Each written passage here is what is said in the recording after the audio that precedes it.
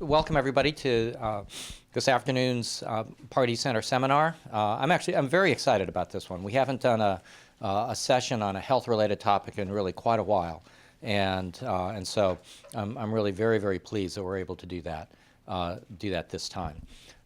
Henrik Selin from the International Relations in the Pardee School is going to moderate this session with Wendy Heiger-Bernays, did I pronounce that correctly? That's correct. And Mark Rossi. So without any further ado, let me pass the baton to Henrik, who's already mic'd up, so I'll keep the baton. Okay, sounds good. And we can get going. Sure, thank you, Tony. Welcome everyone to this Pardee Center Lunch seminar titled Chemicals, Products, and Health Global Challenges. And as Tony said, my name is Henrik Selin. I'm an associate professor here in the Pardee School of Global Studies and also a faculty fellow here at the Pardee Center. So my own interest in all of this is international environmental treaty making around hazardous chemicals and mercury and so forth. I've also worked on European and North American approaches to regulating hazardous substances, the sort of transatlantic politics of that, and more broadly science and policy linkages. So I'm very happy to be the moderator for this seminar that will then in various ways explore the everyday use of tens of thousands of different chemicals in various consumer products and other very common goods. And as Tony said, to my left here I have Wendy Heiger-Bernays, who is an associate professor of environmental health, which is of course a very important aspect of this. She works at the BU School of Public Health. And her research focuses sort of on the assessment and exposure side and sort of estimation of health effects and health risks associated both with old chemicals, what is sometimes referred to as legacy chemicals, but also more emerging contaminants, sort of newer chemicals, which I think is sort of mainly your focus here today. And then we also have Mark Rossi, who is the co-director of the Clean Production Action, which is an NGO that is trying to sort of design strategic solutions for introduction of green chemistry, green chemicals, the use of more sustainable material, and sort of promoting more environmentally preferable products. He's also the founder of BIS NGO. There we go. Bringing together leaders to sort of define sort of best business practices and sort of strategies for selecting safer alternative to toxic chemicals and unsustainable material. And also a research fellow at the Lowell Center, the University of Massachusetts Lowell, and their Center for Sustainable Production. So mostly Wendy and Mark, but a little bit I, then sort of work on ways in which we can move towards greater chemical safety in sort of our everyday lives. And just to sort of set the tone here, I just want to highlight a couple of sort of major important uncertainties that then Wendy and Mark will talk about more, and we can then hopefully get back to also during the sort of the Q&A. Now, the first set of uncertainties that I think are important are then sort of mostly scientific in nature. One of the problems we have is that there's a lack of basic knowledge about a lot of environmental and human health effects. There are a lot we know, but there's also a lot of that we don't actually know. And among the sort of growing concerns here is, for instance, low dose exposure over longer periods of time, right? We all know that certain chemicals can be very dangerous, even deadly, at sort of high concentration, short-term exposure. But through our everyday lives, we are more and more exposed to sort of low dose exposure of various chemicals, including newer chemicals, and exactly how does that impact our lives? There's also, I would argue, and Wendy can correct me if she thinks I'm wrong, that there is sort of need for more research on individual versus mixture of chemicals, right? It's one thing to sort of link one chemical, especially at high dose, and the kinds of effects that might have, right? But since we are not exposed to one chemical, but we're exposed to tens of chemicals, if not 30 or 40 or 50, right? As in, if we were all to test our blood or our hair samples, we would find lots of different chemicals in our body at relatively low doses. And the question is, what does this cocktail do to our bodies? I would also argue that there is need for more research on pathways of transport, as in how do these chemicals actually enter the environment and how do they enter our bodies and what does that mean for their effects? And also, and I believe Wendy will get back to this specifically, need for more environmental measurements and long-term monitoring of trends on various kinds. A second set of uncertainties that I would like to highlight are more regulatory in nature. Part of the problem right now is that we are playing catch-up on assessing and managing individual chemicals. There are tens of thousands of chemicals that have been on the market for decades, and very, very few of them have actually been subject to rigorous testing. So what we're basically trying to do now is testing chemicals that have been out there for a long time to discover if there might be dangers, which seems to me to indicate that the horse and the cart are in the wrong order here.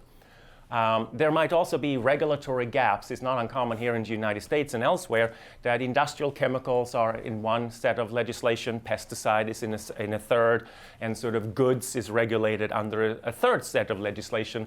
And we're discovering that there are sometimes regulatory gaps where particular issues and particular substances don't really fit in either one of them, and therefore is sort of badly regulated overall. There are critical data shortages also on chemicals in products, and Mark will definitely talk more about that as they go through commodity chains and sort of public information as well. So someone who is buying a particular product 3 or 4 steps down the commodity chain really have very little, there's not a good way of knowing exactly what kind of chemicals are in that particular product. And what we're also struggling with is to basically put the precautionary principle into practice, right? All of these regulatory regimes highlight the importance of the precautionary principle, and there's precautionary language left and right.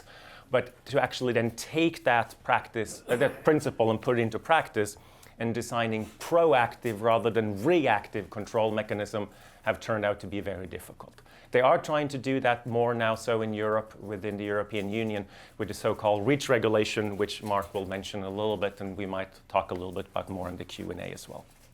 And finally, a third set of uncertainties that I want to highlight are political in nature.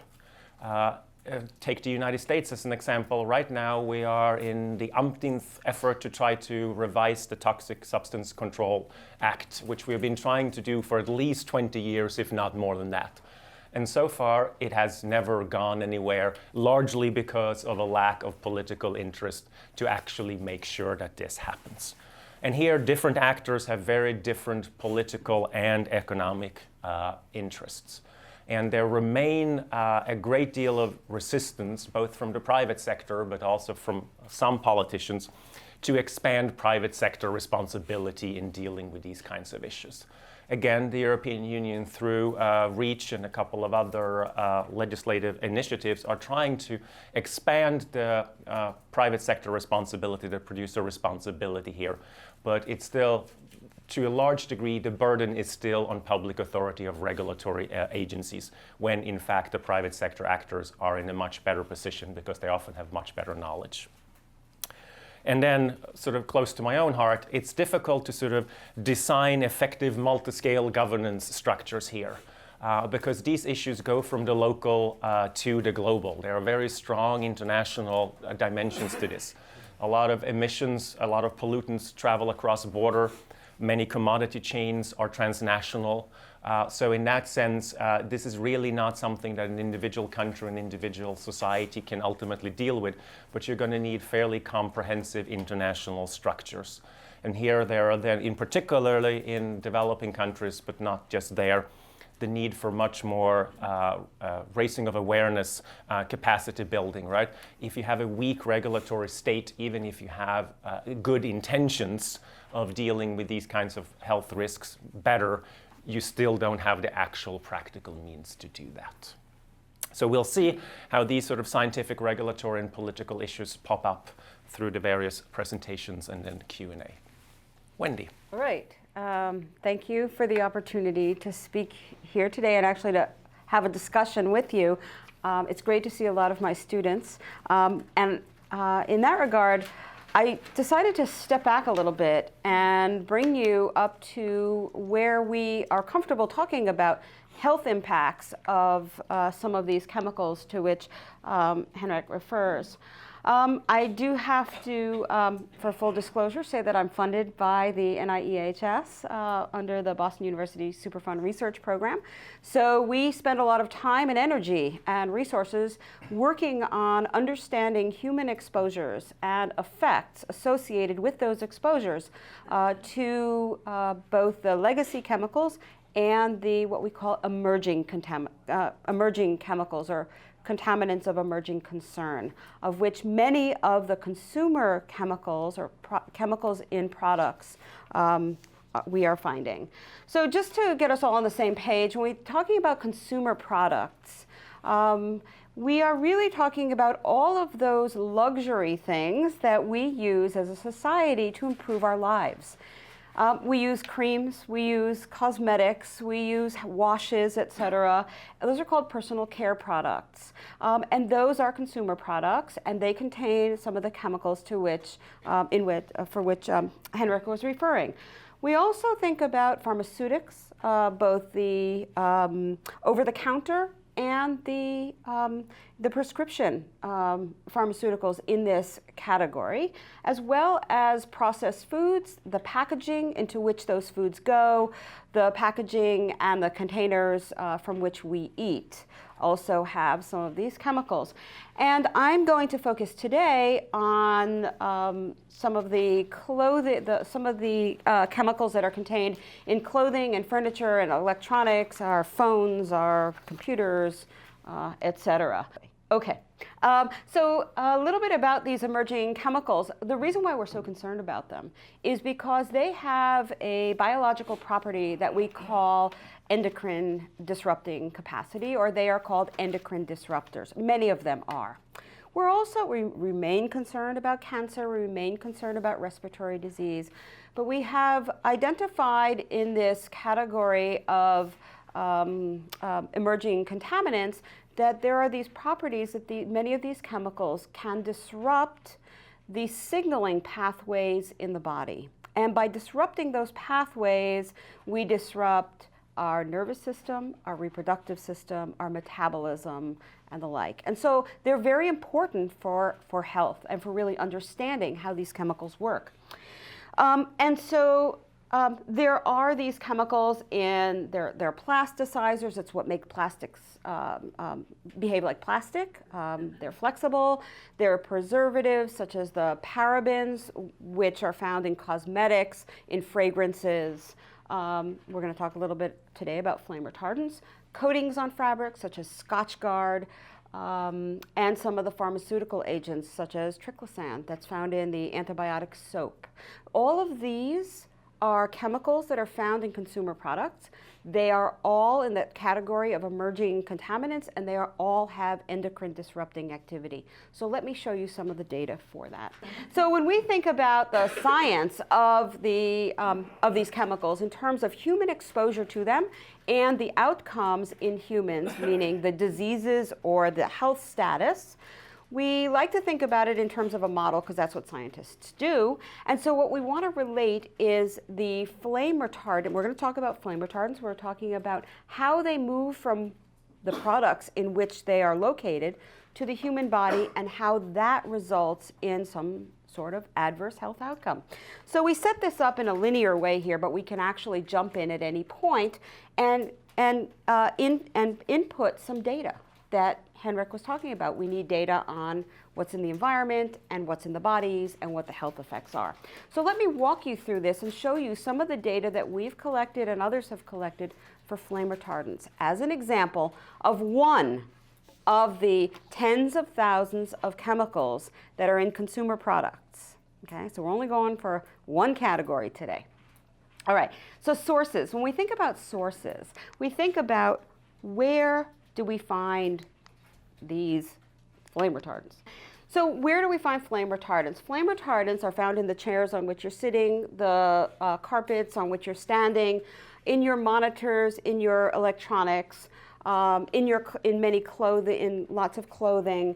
And we really became aware of flame retardants way back before many of you were even born. And that was when there was an issue of flame retardants that were required on babies' pajamas. And the chemical that was found on babies' pajamas was found to have mutagenic effects. It was shown to be carcinogenic, and that chemical was banned.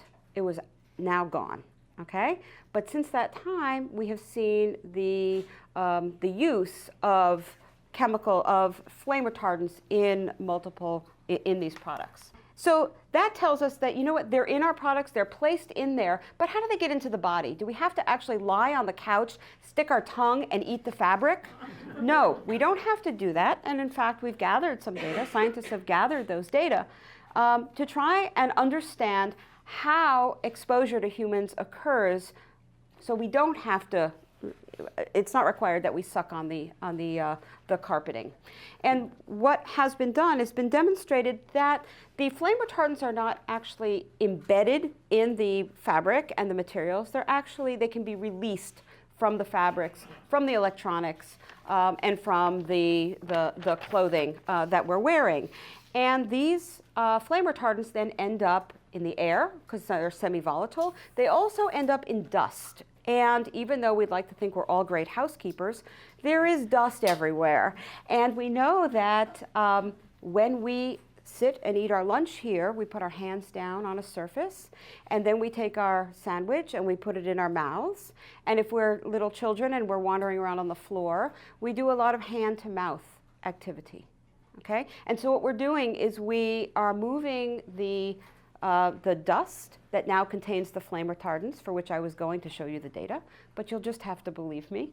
And we take that dust, and now that dust can enter into our bodies. And we know that because we've measured it. We've measured the flame retardants in the dust, and we can measure that dust in multiple environments. We can measure it in the offices, in the houses, in cars. I had a wonderful student who was interested in gymnast exposure to flame retardants because of all the foam that's used in the mats that has high concentrations of flame retardants. So this is what we call a pathway of exposure. It describes how the chemical moves from its source to the human body. And we have shown with good data for multiple flame retardants, and I'm lumping all flame retardants together today, but they have different categories, different properties. But nonetheless, we see that those flame retardants can move from our sources into the bodies. So then the next question is, how do we know? Okay, I've told you that we can move from hand to mouth, but how do we know that we actually ingest and that flame retardant goes into the body, into the systemic circulation, and is capable of interacting with our cells where they may act as endocrine disruptors? Well, we have the data for that too. And so in that case, we are looking at what's called the internal dose. And we do that by something called biomonitoring. And Henrik referred to this earlier in his introduction. And we do something called biomonitoring, where we take biological tissues or fluids, such as urine or blood or breast milk or semen, or if you'll give me your liver, I'll take that, okay, or hair. And what we're looking for are the presence of chemicals. If they're in those fluids, it means that they were absorbed into the body. That means that we've moved from the source to the environment into the body. And these are some data showing that for flame retardants. The left panel shows you flame retardant chemicals in the urine of office workers, and those office workers were many people in the Boston University School of Public Health. And we were able to show that there were flame retardants both in their offices, in the dust, and in the urine. And what we see here is there's two categories, high and low. The high are the people who wash their hands more frequently during the day, and the low are those who wash their hands less frequently during the day. And what we see is that those who wash their hands more frequently actually have lower levels of flame retardants compared with those who don't wash as frequency. You can see the message that's coming out.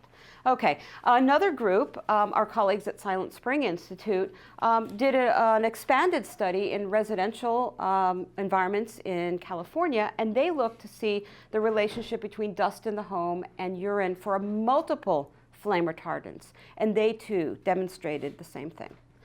So now we really want to get to the health stuff, because that's why we're here. That's why it matters. And so we use something called either an early effect or a way of thinking about how health outcomes might occur, because we can't administer flame retardant to people and put them into a clinical trial. We can't do that. And so what we need to do is two things. We need to do observational types of studies in the humans, and we need to do some mechanistic and controlled studies in animal models, and that's called toxicology. This is an example of some of the toxicological studies that are being done in rodents and in cell culture. This is for Firemaster 550, which is one particular flame retardant. The panel on the left shows us in rodents, where the rodents, both male and female, were given increasing doses of Firemaster 550, and what happened? They got fat compared to controls. That is interesting, is it not? And then in vitro studies performed by Jennifer Schlesinger, my colleague at the School of Public Health, demonstrated that in cell culture, in fact, she could show that bone cells, which should not be fatty, because that would mean they would be more brittle, bone cells actually increase. Also, they convert the bone, if you will, to fat. And so we're looking at Firemaster 550, the flame retardant that's able to modulate normal cellular function in vivo and in vitro. So here are some of the list. Okay, the list of stuff that has accumulated in the literature on the effects of flame retardants in toxicological studies. Reproductive effects, developmental effects, neurodevelopmental effects, and metabolic effects. Very nice, well-controlled studies, good science. But really why we're here to talk about this generation and future generations, and that's, I think, the objective of the Pardee Center and its mission. And we're here because there are human data. We have data, what's called epidemiological data, which intends to identify the determinants of disease and the patterns of disease. And for flame retardants, there have been accumulating evidence of the effect of these low-level concentrations of flame retardants in people's bodies and associated outcomes. And those outcomes mirror the data that have been generated in the animal models. So I have organized this a little bit, it's a little bit complicated in all the words, but not in the concepts. The bottom line is the same thing, that there are health effects that are associated with flame retardants in humans. And notice I say associated. Epidemiologists are very careful. They're not saying caused, they're saying associated, but the data are good. They're robust studies, well-controlled and rigorous. And what we see is we have effects in males, effects in females, and now we have effects in children.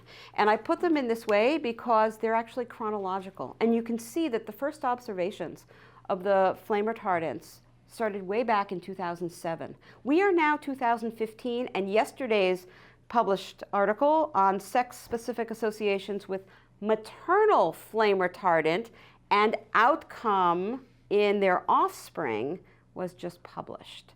So we've now gone many years with lots and lots of data, and we're really beginning to clearly understand the effects of these chemicals, which are from consumer products, on human populations. I want to sort of end my time here with you to bring this full circle, because it actually gets back to something that Henrik had stated, is that if we decide to throw out our couches, our clothing, our electronics, they're going to go somewhere. So one place they might go is if you choose to take them to Goodwill or to donate them to a shelter or to some students down the street. Well then, now those people will be exposed to those chemicals that you did not want to be exposed to. And there have been some studies coming out of North Carolina that have documented, and California now, documented that there is a differential exposure to people of lower socioeconomic status than people with higher socioeconomic status. So what we're doing is we're moving the burden, if you will, burden of exposure and burden of disease to people who don't need another whammy. And so where does it go if we don't donate it? It goes to a landfill, perhaps. It goes to be incinerated. But that doesn't mean it goes away. It goes into the environment, and it either goes into the air, it goes into the water, it goes into the soil. Data are accumulating now demonstrating the presence of these flame retardants in salmon that we consume. Okay, I think you're getting the picture. The panel on the left is a very interesting paper that took wastewater from people's washing machines. And what they were able to show was that the flame retardants coming out of the washing machines contain a very similar pattern to the flame retardants that were measured in the dust in the homes. Next, I think the last one is my last slide, just so that I can conclude that we are exposed. There are known pathways of exposure. There are good scientific evidence from the toxicological literature that these are affecting hormone-based systems, and that we have plenty of evidence now identifying effects in human beings. I'm going to move it on to my colleague now. Thank you, Wendy. Excellent presentation. Let's see. I think you have to. Okay. Thank You you. have to tell it. I'm Mark Rossi. I'm with the nonprofit Clean Production Action. I'll say a little bit more about that, but I did want to pick up on some of the points that Henrik highlighted in his opening remarks. And my presentation really does focus on the point about how do we take the precautionary principle into practice. And that's so much about what my organization does. So my organization is Clean Production Action. We're a nonprofit environmental organization based just north of Boston. And we have three main programs. And our programs are all focused on how do you create solutions to the problems of hazardous chemicals. So Wendy just walked through the rationale. This is such a great panel, because you covered the rationale for why we do all the things that we do. And the whole idea, right, is by moving to inherently safer chemicals and materials and products in the first place, you avoid all the health effects that Wendy's talking about and these legacy issues, because right now we get in this position where we don't want to recycle the carpet, we don't want to recycle the couch, where of course we want to close the material economy because that's much more efficient for the environment and people. So we've got three programs. The green screen evaluates chemicals based on their inherent hazards and benchmarks them on a score of 1 to 4 or red to green. BizNGO is a collaboration of businesses and advocacy organizations that comes together to work together to find solutions to chemicals of concern. And the Chemical Footprint Project is a new initiative really to measure and evaluate companies on their performance in terms of overall chemicals management. So my presentation, I'm going to focus on three parts, and it really is building from this work around chemicals in products. And I'm going to start with some trends, what's happening, and then talk about chemical risks, especially to companies in terms of what are the risks that they hold by using the types of flame retardants that Wendy was talking about, by using them in their products. What types of risks are they exposed to? And it's interesting as you think about solutions and sort of the regulatory side, as well as these multi-scale governance initiatives, Henrik, that you were talking about, is I see a key player in this is how do we get companies that are really interested in moving to greener, safer chemicals engaged, because they're really key. And the last part is then, what's the benefits that companies are getting by moving away from these chemicals and integrating the type of thinking that Wendy's talking about into their whole production lines. So I'm first starting to step back a little bit and take a look, we take a look at overall corporate practices. And this is an interesting article that I put on the slide, Leadership in the Age of Transparency, Harvard Business Review, just looking at general corporate governance, not related to the environment at all. And what they're writing about is the effectiveness of companies that are being transparent in their overall governance issues. And they have this nice tiering of, well, you've got your core business, this is what you own.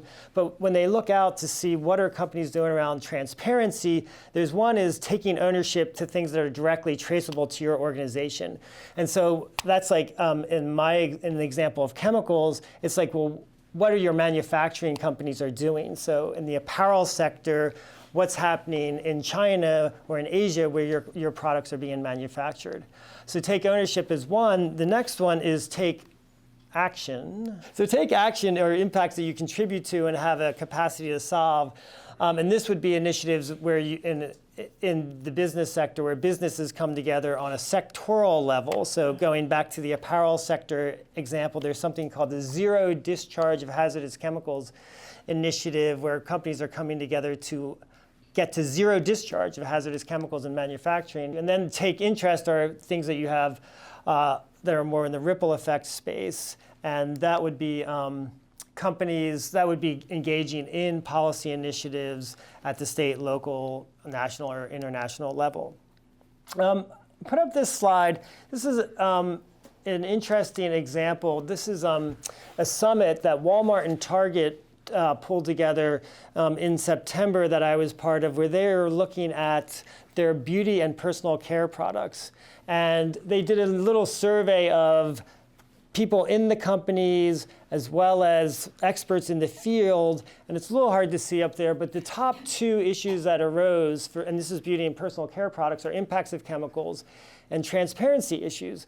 And it's really interesting when these companies talk about these issues, retailers talking about products that they sell and what they're hearing from their consumer, they all talk about the consumer when she comes into the store, and it's the pronoun is she because women do approximately like 80 to 90% of the shopping at Target and Walmart. And what they're seeing is that women concerned especially about their children and their family are preferentially, of course, selecting products that don't have chemicals of concern in them, and of course want to avoid those. And so this is a really interesting area. So chemicals and transparency, two core issues. And this is a trend that we really are seeing globally, and I'm going to pull that into the presentation. Another trend is, Henrik mentioned this, this is a trend in global regulations, and especially related to chemicals. And what we're seeing is, the trend is up. And so if you're in the business community and you're thinking about, where is the trends going? One is you have this consumer demand, and the other is that there's increasing regulations. A lot of these, interestingly for us based here in the US, this is a slide that I got from a consultancy company. They don't even, I guess Conflict Minerals is US, but it's largely, the leadership space has really emerged in Europe. ROS is the Restriction of Hazardous Substances Directive that covers electronics. REACH is the it's a horrible acronym, but Registration for the Evaluation and Authorization of Chemicals, basically European Union's regulatory regime for hazardous chemicals. And that is a significant initiative which does require the testing of chemicals as well as the restricting of hazardous chemicals and moving to safer alternatives. That's really taken off. And then you have these conflict minerals, which is the minerals that are going into electronic products, and you have to report on where you source this. So this is really interesting. So now if you're Hewlett-Packard or Apple or Dell, you have to know where the minerals came from, a handful of minerals, and what were the sources. So from mine to product, you have to know where the sources came from. So this is a whole new space of tracking of chemicals. So I'm going to So that's the trend. So we've got consumer demand and regulatory trends are all growing to transparency and tighter restrictions around the use of hazardous chemicals.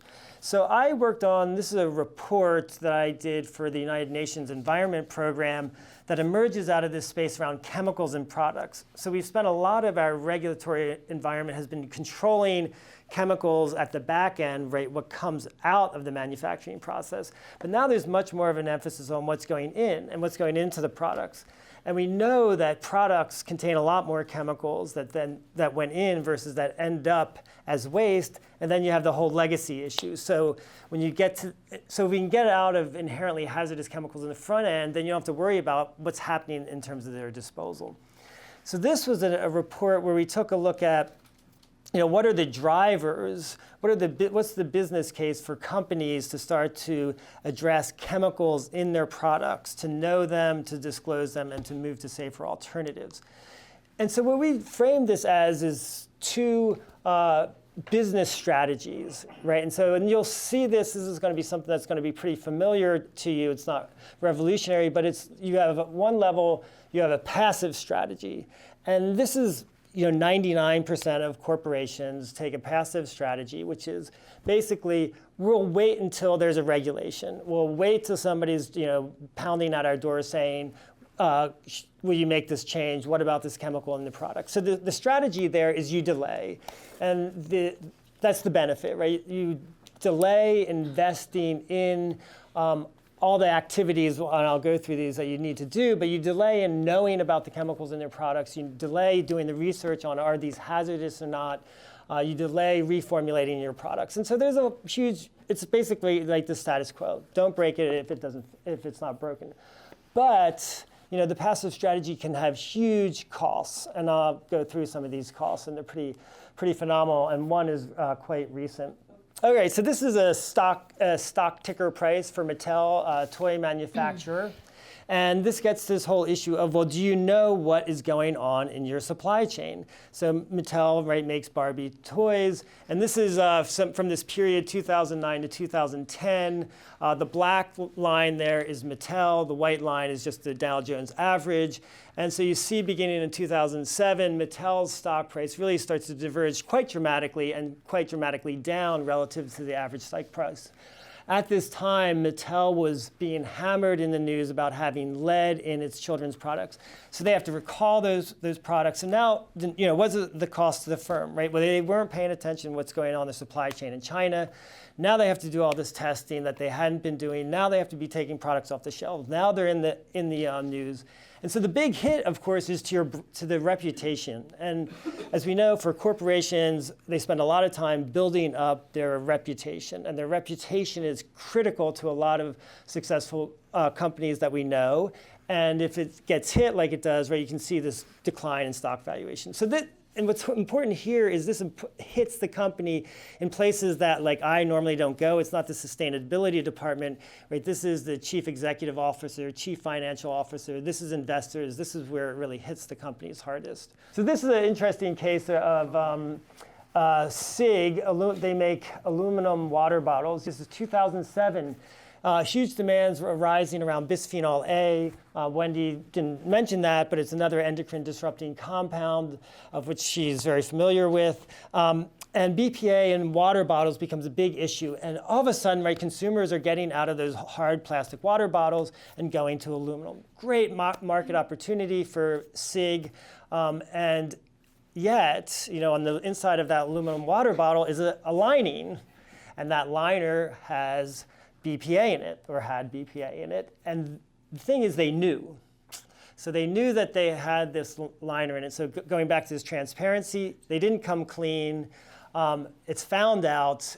And man, these retailers were so pissed. I mean, you had here in the US, things like Patagonia, Whole Foods Markets, REI, which is a big outdoor retailer. They pulled SIGG bottles, but these companies mostly pulled all of SIGG products off their market shelves. So SIGG's a Swiss-based company, but their US subsidiary ends up filing for bankruptcy because of the huge amount of liabilities. So and here's the continuing theme, and this just happened. So this is 2015 data. This is a company called Lumber Liquidators. They To show the data. Lumber Liquidators, they make construction products, among them wood products that have pressboard. They said that their products don't have formaldehyde in them. Their products exceed the California limits for formaldehyde. 60 Minutes, the news magazine program, did a piece on them on March 1st. The price starts to get down on February 25th because the company announced that 60 Minutes was coming out with this story. So they announced it on February 25th. The stock, you can see, over a course of 2 weeks, it goes down 50%. And I went back when I was pulling together this slide, actually this morning. They knew, so Lumber Liquidators knew beginning in 2013 that this was an issue and people were raising this issue to them. So they had fair warning, right? And it gets to, are you controlling your supply chain? What are you doing to get out ahead of that? How are you tracking your supply chain and what are the changes? So I mean, clear the impact there. And so one more in this theme, and I find this one very interesting. This is Johnson & Johnson. What's really fascinating about this is goes to the whole international consumer, right? We tend to think that this is an issue that's really of concern, highlighted and taken care of in Western Europe and North America, but this North American company, Johnson & Johnson, NGOs came out with a report highlighting that there's formaldehyde and 1,4-dioxin in like the J&J baby shampoo, No More Tears, right? I mean, a lot of us know that product. So they're on the shelves in China. This report comes out in the US, goes global. The Chinese market immediately responds. I mean, these are phenomenal numbers. There was a survey of 120,000 consumers, 75% of which said they stopped buying J&J products. That's 90,000 consumers of a survey. Supermarket chain with 3,500 stores pulls the products from their shelves. Over this time period, market share, J&J's market share for baby products went from 64% to 56% in China. And there could have been other factors there, but I mean, obviously it happening at the same time, huge hit to J&J. I didn't add in this slide. I had it in another slide. But subsequently, J&J has gone and reformulated all their children's products to eliminate formaldehyde and 1,4-dioxane, beginning in 2014 for children's products, and they're working on it for 2015. And so this is one of the huge costs, right? By waiting for a crisis moment, now you have to redesign your product formulation under crisis conditions. So this gets to be a huge cost to the company, whereas if you're out ahead of it and you're redesigning before this happens and these issues of 1,4-dioxane pop up, they knew, see the thing is they knew these chemicals were in their product and they made the choice not to make the change. This is really the exciting part of the work I do, is actually working with companies who are not in that passive space but are in the active space. And for them, right, the cost is that now they're putting, the investments are up front, and you now have to make the justification for doing this. So, right, you come into your business and you're saying, well, we need to make this change, and they go, how much is it going to cost? And you say, but there's this other side of it, which is, what's the cost of not doing this, right? I mean, there's a huge cost of not doing it that I just highlighted. But the companies that are making these investments, right, are now getting ahead of the crisis, and they're actually innovating. In fact, I was at a really interesting meeting of a major apparel firm here in Boston earlier in the week. It was a small group meeting. They brought together NGOs, and they brought together their supply chain to talk about movement to inherently safer chemistries in their products. And the chemical companies that were at the table were talking about how looking at the redesigning for green chemistry was leading to new and innovative products that actually performed better and offer these new value-added performance characteristics. And it's just really dynamic and bold and really interesting. And I'll sort of highlight a couple of those opportunities. So right, the opportunity here by making these investments in advance of crises conditions creates an opportunity for really creating value for the company. So this is a slide from Seagate. Seagate's international manufacturer of hard drives. And this is what they're doing, is taking a look at what are the costs of knowing about chemicals in their products. So what's happening, so I mentioned the ROS directive, which targeted cadmium and lead and the flame retardants in electronic products. So when that regulation came out, Seagate and every other electronic company had to go to every one of their suppliers and say, do you have lead in this product? Do you have cadmium in this product? All right, and so they did that. And then, that's where this initial spike, and then then they just have to track that. Price goes down, the cost of collecting this information go down. But then what started to happen is a lot of their customers, and Seagate sells not only to us as individuals, but also sells to major electronic companies. The companies were saying, well, we really want you to get out of all bromine chemistry and all chlorine chemistry. So now they have to go back to their supply chain and ask those questions. So what you see is these spikes here is the constant of having to go back and ask your same supplier a different question. And so they came up with this solution, and this is a sort of a critical element about, like, if we as consumers are going to know what's in the products, the companies themselves have to know. And what's happened as you've got a longer supply chain, companies actually really don't know what's going in their product. So if you manufacture what we're in this room, these hard products, what the Europeans call articles, typically the companies don't know what's in this table, right? And this table has this laminate and it has particle board and this band around it, right, and it has metal.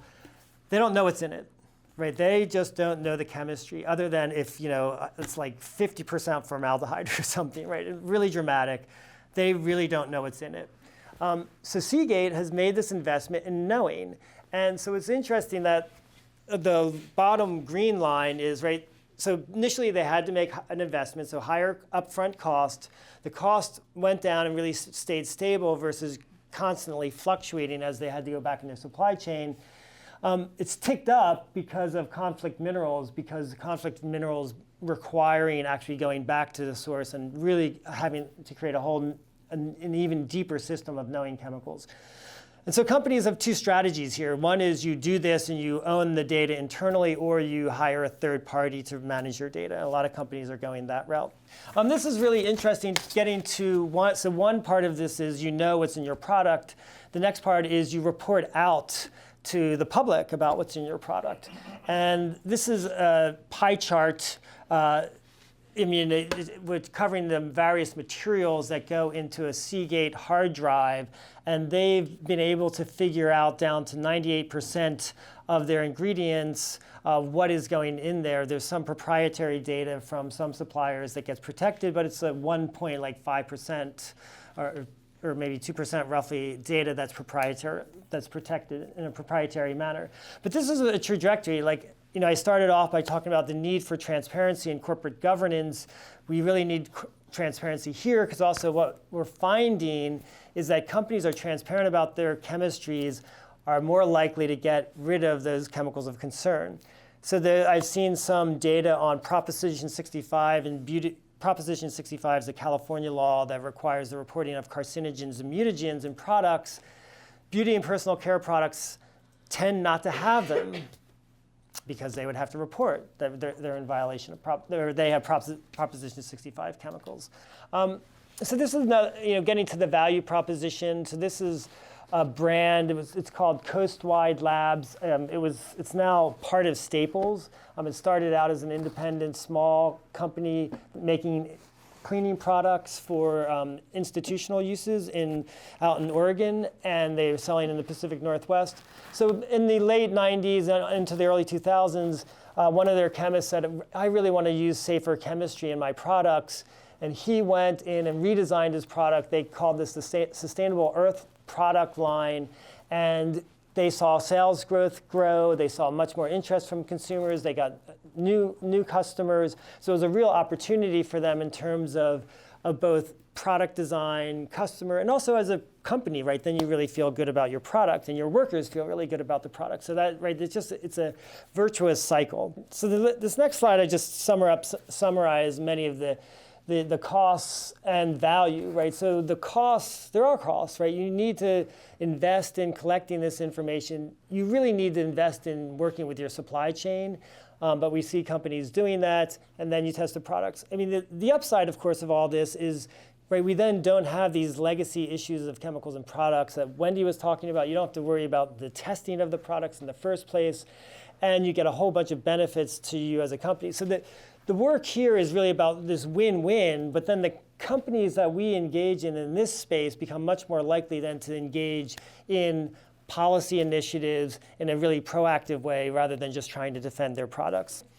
And this is the next wave for clean production action, and we're really interested in how do you scale this work. You know, I highlighted in the beginning, we're really talking about just such a small sliver of the business community that's anywhere near what I was talking about in terms of the progressive companies. This really needs to be global, and you have to really highlight the awareness of chemicals and products and the availability to safer solutions. So we've launched the Chemical Footprint Project, which evaluates companies and their overall chemical management performance. And we want all of them to be doing it, because if they're all creating the systems to do it, then they're going to be on the pathway to avoiding the chemicals that Wendy was highlighting. So with that, thank you very much, and it's a real pleasure to be here with Wendy and Henrik. Thank you very much. So we will very, very shortly open up the floor for questions. I just have one set of questions for Wendy first, and then one for Mark. So Wendy, you gave a extremely convincing presentation here about data and all of that, with focusing on one flame retardant. But do we have, on the one hand, we know that there are hazardous substances out there. On the other hand, we know that not all chemicals are acutely dangerous or toxic, because then we will all be dead. Mm-hmm. So do we have some idea, you gave one example here, but do you have some idea of roughly how many of those substances that are out there? Is there anything in the sort of emerging research that points, whether is it 10, is it 500, is it sort of 1,000? Do we know how many chemicals we should worry about here? Oh, you've asked 5 different questions in that one question. Do you want to, so I want to break that down a little bit. Sure. Okay. About the acute, what are those things that if we were exposed to them, we would drop dead, right? So in public health, first of all, there are probably very, very few of those. Okay. We see those because they're intended for that purpose.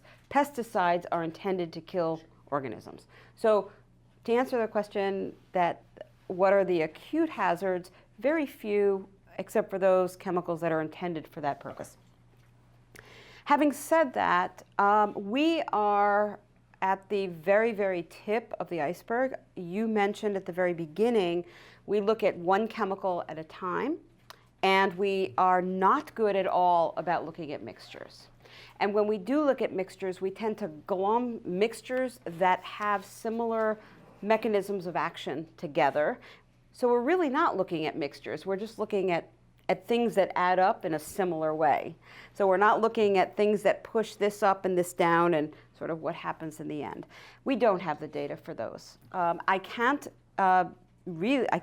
estimate. I don't like doing public math anyway, but I cannot estimate that, because I just know that we have very few chemicals for which we actually have a body of literature that we can look to. We have categories that we're now filling. And I think that we may end up going with a categorical approach. I also think categories such as different endpoints, such as neurodevelopmental effects. Okay.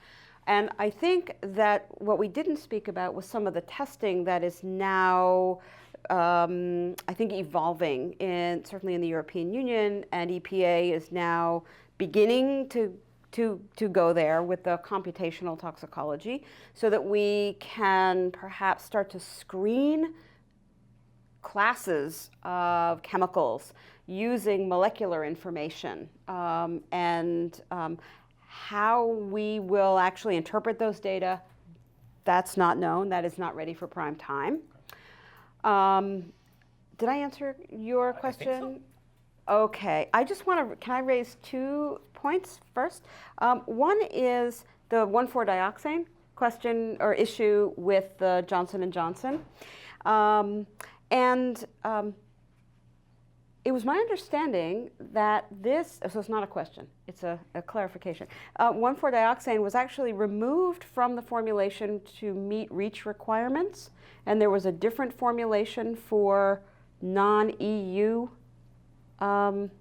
users? Is that so? That could be. I mean, it wouldn't be REACH. It would have been the Cosmetics Directive in the European Union. I mean, 1,4-dioxin is a contaminant. It's not intentionally added, so it happens because of your production processes. So so I have to say I don't know if that was restricted under the Cosmetics Directive in the EU, but you do see that issue of where we have two types of products, one for the European market and one for the rest of the world. And the other question I have actually is about the proprietary issue. What I didn't tell you is that for FireMaster 550, that's a proprietary chemical. And so it took probably 6 years for good analytical environmental chemists to figure out what FireMaster 550 actually was chemically. That's a problem, because even though it's a very, very small percentage of a product, if you don't know what it is, because it's not available, then you have to spend limited resources trying to figure out what that is. Because the companies won't voluntarily tell you. Correct. It's proprietary. Right. You can hide a lot behind that line. Yeah. So Mark, you mentioned also that you're working, or the companies that are starting to do this is a relatively small portion of all companies. So can you talk a little bit about do you have any particular strategies or any particular approaches from your organization as you try to reach out more companies? How do you get to a larger subset of the market? That's a good question. So the Chemical Footprint Project is about trying to do that. And the way that we're modeling that on, some of you may know about this, but it's called the Carbon Disclosure Project. And this is around climate change. And the Carbon Disclosure Project has gotten institutional investors, and they talk about, like, we've got $3 trillion of investment of these companies that are asking companies to fill out their questionnaire and really to give a carbon footprint, but really of their organization, and provide that data publicly. And so now there's roughly like 2,000 companies that submit carbon disclosure data to the Carbon Disclosure Project. So we're doing it in a similar way, where we're working with investors, and we're also bringing together investors, retailers, and healthcare organizations, basically institutional purchasers, to be asking for this information from companies. So that's a way of creating demand. So the steering committee of the Chemical Footprint Project includes 2 socially responsible investment companies, Trillium Asset Management and Boston Common Asset Management. We have Staples and Target, and then we have 3 big healthcare systems, one that's based here in the Boston area, Partners Healthcare, and then 2 in the West Coast, Kaiser Permanente and Dignity Health. So the idea, right, is to create that institutional demand that's going to be asking for this data. And ultimately, I mean, there's a lot of value there, both to those companies asking for it, because it gives them a better understanding of what their suppliers are up to, but it also gives the suppliers that are doing well an opportunity, right, to capture more market share. And it also, and if you're not doing well, though, it's a great gap analysis tool. So for companies that aren't doing much or doing little, it gets them an ability to understand what they're doing well, what they're not doing well, and how they can improve. So among investors, there's a slow but at least growing interest around climate change issues. Do you think that is it your sense that there is a growing awareness among investors? When you go to investors and talk about chemicals, do they roll their eyes, or are they sort of on board here? Well, I'm starting with that segment that is aware, right. because and the way that I work is, right, I work with people who are aware, and then they're way better messengers to their community than I am. Okay. So like Trillium Asset Management, Boston Common Asset Management then become the communicators to their community. So it's a way of leverage. So what I'm trying to do is really be a catalyst to leverage other people in their communities to then, right, to keep this catalytic chain going, so that we're getting more people and more people engaged. Right. Questions, comments? And please introduce yourself so we know who you are. And there's a microphone. Oh, great. Thank you. Hi, I'm Dennis Carlberg. I'm the Sustainability Director here at Boston University. Mark, I think I have a couple questions. I have a lot of questions. I think this is really fascinating and excellent. The U.S. Green Building Council has been very much involved with moving disclosure of chemicals and products as a credit, and has had a great deal of pushback from the chemical industry. Yes. And I'd love to hear your thoughts about not necessarily all the politics of that, but really where you see this going, particularly with the Chemical Footprint Project, and then I'll ask my other question. Okay, so great question. So U.S. Green Building Council has a green building standard, and it's known as LEED, and they have a whole bunch of credits. And so you go in there and you choose whatever credits you want when you're creating a building. And as Dennis mentioned, there's now a credit for if you're purchasing products that disclose the chemicals in the product, and also if you're moving to safer alternatives. And so what's happened is but this is typical to the U.S. political process in general. You get a lot of pushback around the deselection of chemicals because those are somebody's products. And so you're seeing this then happen. I call them downstream users. So the companies that are making these chairs are now saying, okay, well, are we going to disclose these chemicals? Are we going to move to safer alternatives, get rid of the flame retardants? And what's really critical here, I mean, to the success, because the chemical companies that have the old technology and have invested in it are going to really resist change. It's the fact that there's a market for the product. So, and this is a great example. So like if BU is saying, oh, we're not going to buy any chairs that have flame retardants in it, if you could, to meet the Boston standard, right?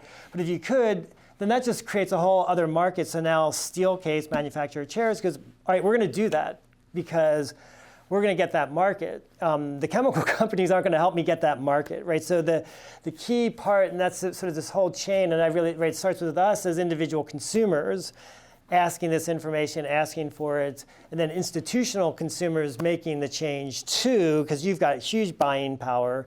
And that's why I work with healthcare. And there's a great organization based in the Boston area called Healthcare Without Harm that works with the healthcare sector, because the healthcare sector is 16% of gross domestic product here. So they're huge buyers. So if you can leverage that purchasing power, then you can really change it. So what we're trying to do is change that dynamic and shift it to the consumer side, because that's where the power is. And then it changes the market, because what happens is the chemical companies themselves, they've got the old technology, and oftentimes they have the new technology, and there's competition within those firms.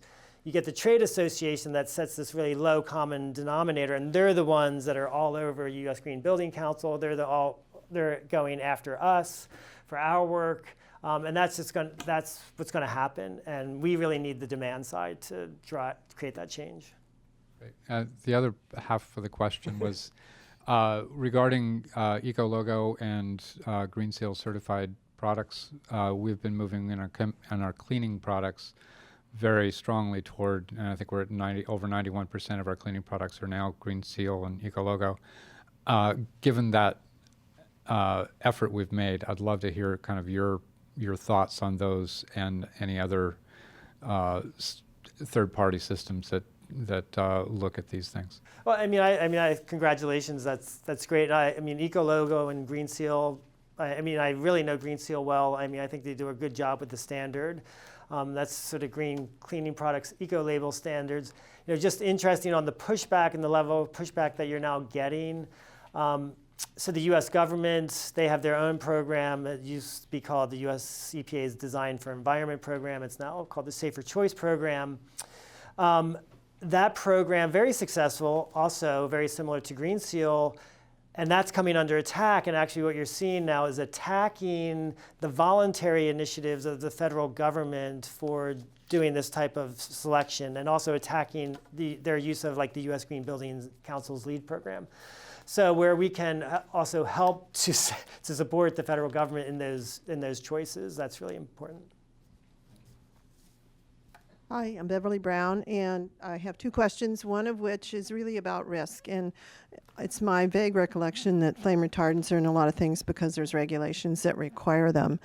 And of course, now we know there's lots of risks for the fact that we eat them and breathe them and all the rest of it. But what is the relative risk? If we change the regulations and say, okay, no more flame retardants on our kids' pajamas, are we going to be losing more kids?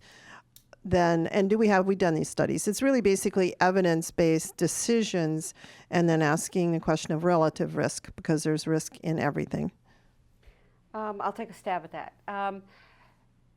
When the first flame retardant regulations were put into place, I don't have an exact date. Might be going back to 60s, 70s. 60s and 70s. People were smoking, rates of smoking were a lot higher. People were smoking in bed. And there were no smoke detectors. So that the fires that that occurred happened at a much higher frequency and in places where you didn't want them, right? In the bedroom, for example, Over the years, the industry, the flame retardant industry, really developed their products to address this problem. But what has come out in the past, I would say the past 5 years, is that two things have changed. One is that the smoke detectors and the products that we have and the smoking rates have significantly declined, and the data suggest that that the flame retardants that are in many of these products do not need to be there because the risks of the fire are not there, coupled with the evidence that has developed, and the Chicago Tribune did a fabulous expose on the actual efficacy of these flame retardants as actually retarding fire. And there were people who were deposed on the stand and physicians who lied about in their testimonies. So I think that the question of risk and benefit needs to be asked and answered. But I think for the flame retardants, what we found is that certainly for the brominated flame retardants, that the risk of exposure through consumer products is greater than the benefit of the product itself. It's a, the second part. I just wanted to jump in because it's a fascinating story too, because I did a report recently just taking a look at plastics, right? So plastics in the 1950s are almost like at zero, and now they're at like 900 million metric tons globally. And what are plastics made from? Petroleum products, right? So they are flammable, right? So there is an issue there, but it also then gets to, well, are these flame retardants being effective in stopping that? And in the flame retardant industry has used the standard as a way of marketing its product, right? So by having to have it in there, then you have to have that standard. And the flame retardant, some of the fascinating politics of this, so the flame retardant industry working with the smoking industry to stop the cigarettes from automatically, going out, right? Because the cigarettes were such the major issue around the plastics catching on fire. The other issue is a little bit different issue, and it revolves around getting the data, the right data. I mean, I don't know if there's a central, if it's only Wendy that's doing this research, or if there's others out there. And then at what magic moment does the information become available in a way that is actionable to the manufacturers? That a red flag goes up and says, oh, this is a bad chemical. These are the things you need to work on getting rid of it. So I think that's a big disconnect. We can't wait for regulations, but there still seems to be a huge data gap. I think it was mentioned earlier. There's a huge data gap, and even, if you will, a validated data gap. Who do you believe? You want to start? Yeah, I'll start. I think that the data on large numbers of chemicals for epidemiological studies for effects in humans is not there. We talk about the precautionary principle, which we don't use that term because then we get laughed at, right? So we say prevention. But nonetheless, we don't want to wait until that point where we do measure effects in human beings, but we do have computational methods that are viable. And I don't know how many of the companies are using, the chemical manufacturers are using them, but they're available, they're queryable, they're useful, and they're not hugely expensive, like conducting a rodent assay, for example. So I think I'm going to move it over and ask you what you think about the available testing strategies that exist. I'll come to that one, but with the strategy that we've been working with the companies, so flame retardants is a great example where the companies say, okay, we're going to get out of it, and now what's my alternatives? And so the green screen tool that we created gives them a framework for going in and answering that question. Are we selecting an alternative, and is it safer or is it not? Now, there are data gap issues, of course, that are a big part, but it flags data gap issues. But at least it gets the companies to actually be thinking about, well, do I have an alternative? Do I have a lot of data on it or not? And what's that data tell me? Because Hewlett-Packard, for example, said it costs them $5 to $10 million to do any type of substitution.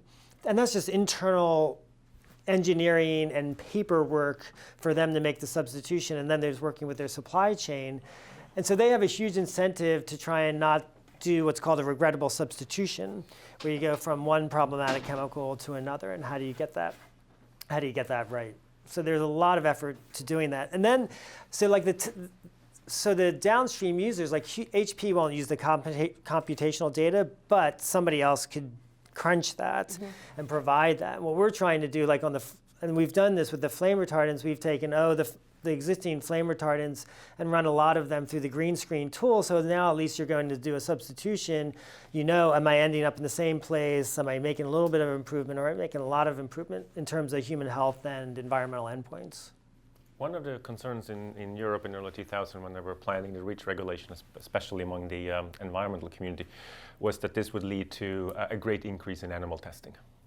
Yes. What is the role of animal testing here, if any? Actually, it's had the exact opposite. I think what's happened is certainly under the European testing, a significant increase in vitro testing, and actually even absent cell testing. So you're actually running these tests essentially in a plate with no living anythings. And there's been a huge effort by the European Union to make sure that we don't increase animal testing or other creature testing. So I think it's. So, I'm sorry, Tony Giannidis, Director of the Pardee Center. So I've got a couple of different questions, and one is, do you see companies essentially, rather than doing substitutes, trying to reformulate? Right. If I was an industrial chemist and there was something like BPA that I knew people didn't want in my product, I might try to reformulate to either bind it more securely to the substrate, or I might try to reformulate it to make it break down much more easily into metabolically inactive byproducts. I mean, this was in the environmental community. That was sort of the first line of defense for ozone depleting chemicals. Right. And then the second one is in the energy and carbon discussions. One of the things that immediately cropped up was who gets to do the certifying, and so there's a whole industry sprung up on essentially consulting companies to do certification that sort of range from charlatans to really very thoughtful and very good schemes. And the charlatans, it's been around long enough, the charlatans have pretty much been weeded out. But I think. But kind of where are we on that spectrum for these issues? Well, the reformulation one. It's a good question. I liken it to, you have these choices, and we'll just say with the flame retardants, since we've covered that so well. One of the choices you don't use a flame retardant in the first place, and companies can get a lot of times to a redesign.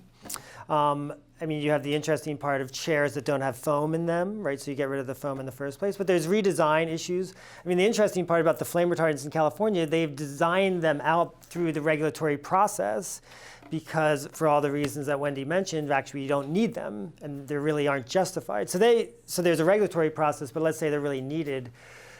Then you can try and do an alternative design that meets the specification, or you get to the electronics sector where they're going to alternative chemistries, and they're evaluating those chemistries to make sure that they're going to greener ones. So reformulation is definitely the key, because you want to do this in the first place. And the ideal scenario is when you're designing this widget in the first place, you're taking into account these chemistry issues and your selection. Because once we get it to the designers, then it's much easier.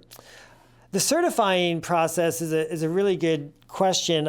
What's happening in some communities, certainly around the supply chain and chemistries. There's a lot more testing. I mentioned Mattel and their product recall. So the fear for the companies is I'm going to get a product recall. So product testing is now a huge issue for for all the companies that have any type of regulatory requirement. And in fact, U.S. retailers in the past 3 years paid $140 million in fines to the U.S. EPA because products that were on their shelves that were safe, once they break or get returned, they're hazardous waste because of what's in them. Sort of an irony, but bad management on the part of the retailers. Walmart paid $80+ million in fines. So you're seeing much more paying attention to the regulatory requirements and what your supply chain is doing. I think when you get to what I'm talking about with the chemical footprint project and what's happening in the energy field, those same companies that are doing the certifying are going to be the ones that are going to pick this up. And we're already seeing this, PE International is one example. I think SAP, the big software company, will start to develop software for it. We're already seeing this. UL, Underwriters Lab, which has been gobbling up a lot of these companies. They bought EcoLogo, which was mentioned earlier. They're all, those big players will just see this as another market for their companies. So can I ask a follow-up? Sure.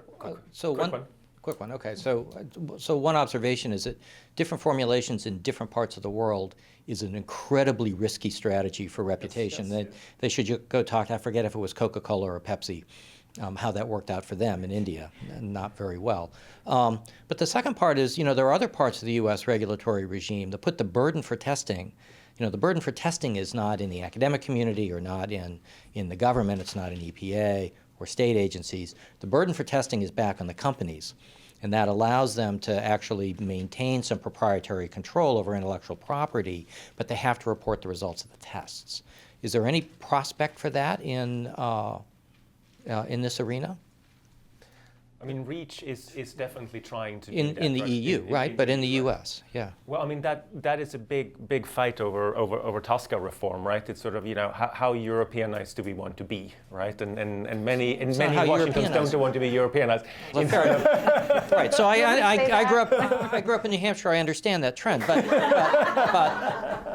but that's what we do for pesticides. Right. That's what we do for FDA regs. We make the companies test. Right. So that's just part of the business, and it seems to me this is one of these regulatory gaps that you talked about at the very beginning. Well, I'll just say, the testing requirements, while giving EPA more authority in these bills that are before Congress, none of them come anywhere close to where the Europeans are in REACH. But it's that's what was on the table, even in the best bill, is not even close to what's happening in Europe.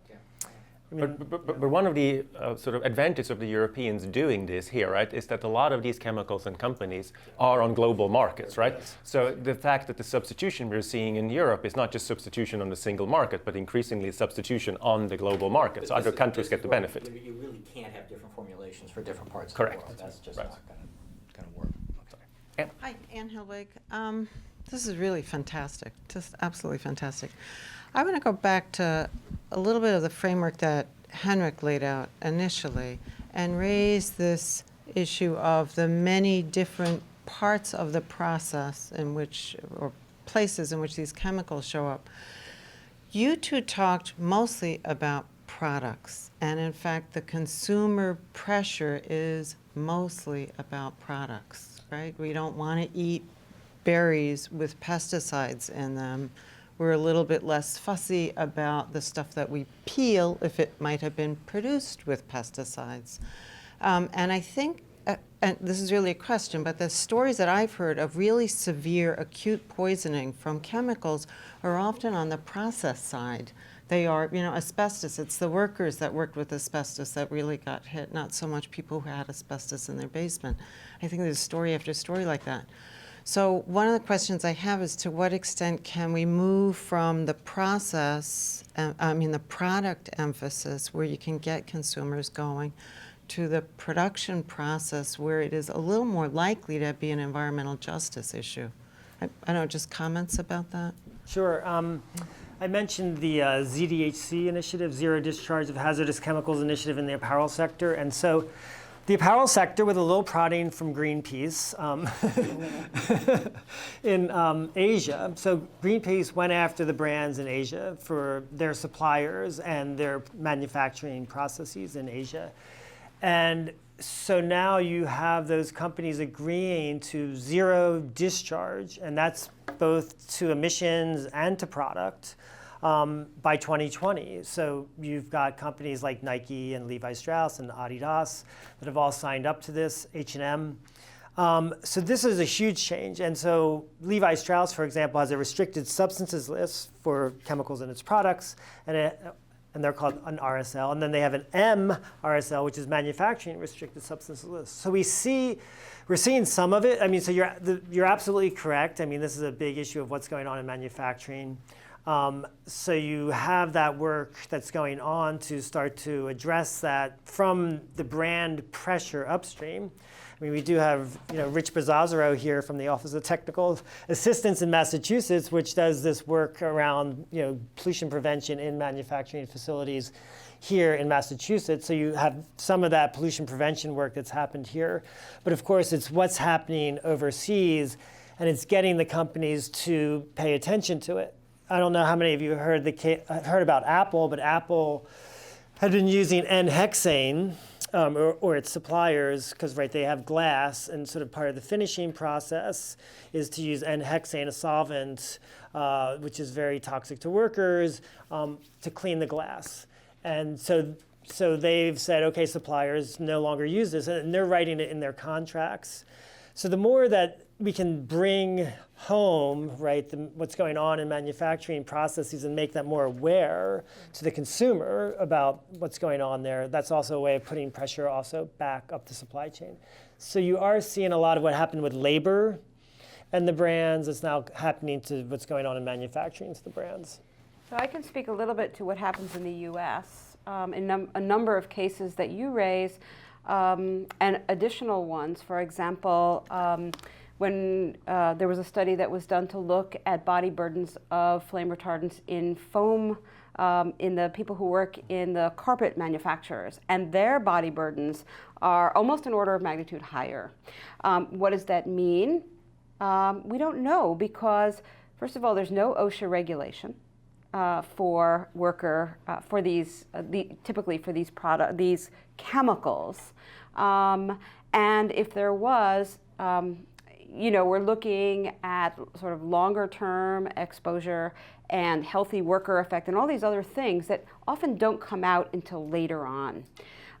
There was the popcorn lung issue with the people who worked in the production facility for what is that? Popcorn. And so there are examples where workers are really getting the whammy. And in fact, this is always the case. Our students always say, well, those are occupational exposures. They're higher than the general public. It's known, but it's also known that OSHA, which is the regulatory authority, is not setting health protective standards. That's an economic decision. Okay, so my question actually gets back to one of your last points, your last piece of evidence, which was looking at the intergenerational health human impacts of some of these chemicals. And you used one set of chemicals, the flame retardants, but one could use it probably any of those other chemicals as well. So my question regards strategy, because what that article pointed out and what your conclusions pointed out was that the impacts are various kinds of health impacts, their obesity, their cognitive deficits, their other kinds of functional impairments, all of the kinds of issues that those of us who work on social justice issues, I personally work on food justice issues, are continually pointing out are part of the syndrome of poverty, but there are many different aspects to finding solutions to the various causes. So my question of strategy is whether you're going to the big players in this, whether you're going to Bill and Melinda Gates, who have their foundation that really is looking for evidence-based research and that also are huge investors Warren Buffett, who's part of that scene, former New York Mayor Bloomberg, who also is part of that scene. Are you going to them, both in their capacity to influence direction of research very handily, but also in their capacity as really being movers and shakers on the investment end? That's my question. I am not aware of people who are doing the research on for example, flame retardants or any of these other chemicals in consumer products, going that route. I think we are still in the sort of burden of proof, and I think we are still, in this world, we are innocent until proven guilty. So we have to demonstrate harm. And the burden of proof is quite high for regulatory decision making. And I think what happens is we, as you know, in the academic world, we've got to put this stuff out in places where that research is well vetted and is going to stand as contributing to a body.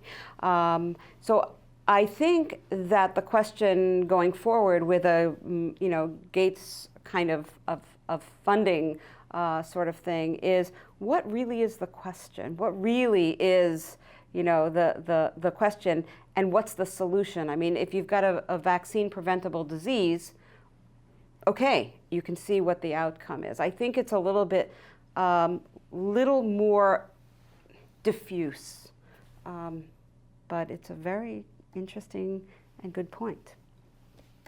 And I'd love to talk to you afterwards. One final question. So your story about the SIGG water bottles really struck me, because that was the company that was trying to promote a sort of, chemical-free brand. So as a consumer, that's really disheartening. And I'm wondering if a lot of the companies that do try and portray themselves in that way, is that just marketing fluff, or can we trust that there's substance behind it? Well, it depends on the company, I would say first there. But there is a lot of greenwashing that happens. I mean, unfortunately, the BPA is back. Those of us who follow the issue have known this is an issue for a while. But now, everything says BPA free, and the alternative is often BPS, which has very similar attributes. So Yes, the bottles. I mean, some of them though they change, like if the baby bottles are a good one where obviously glass would be the best baby, right? The most inert material, but when they went from polycarbonates. So a lot of these companies that had plastic had to go from polycarbonate to some other material to get out of the BPA issue. And therein they should not be using bisphenol A. We don't know for certain that that's true, but a lot of the alternative plastics are not manufactured from BPA as a monomer, but they may have BPA as an additive. So it is, and this is one of the issues you raise with the consumers, and it just gets so complicated, and oh my God, it's just another thing, and you just sort of throw up your hands. And my part is always well, how can we not let the perfect be the enemy of the good? Because we want to keep going, because those who are opposed to change use this confusion as a way of saying, see, don't do anything. Versus, because even, I think, even though the movement from BPA to BPS is a regrettable substitution, the fact that we've raised all this awareness, we highlighted how much, BPA has been such the poster child for endocrine disrupting chemistry. It's really raised that profile. And but we still don't regulate it as an endocrine disruptor. Well, yeah, we don't regulate anything as an endocrine disruptor. So, Okay. So anyway, I would go with, thinking of the brands, and it does get to these brands and how much do we trust them. And that's where my part is have them disclose more and more about what they do as a company to get more transparency. Because I do think in this case, transparency is the best disinfectant to the concerns of chemicals, especially when it comes to companies. On that excellent note, please help me thank Mark and Wendy.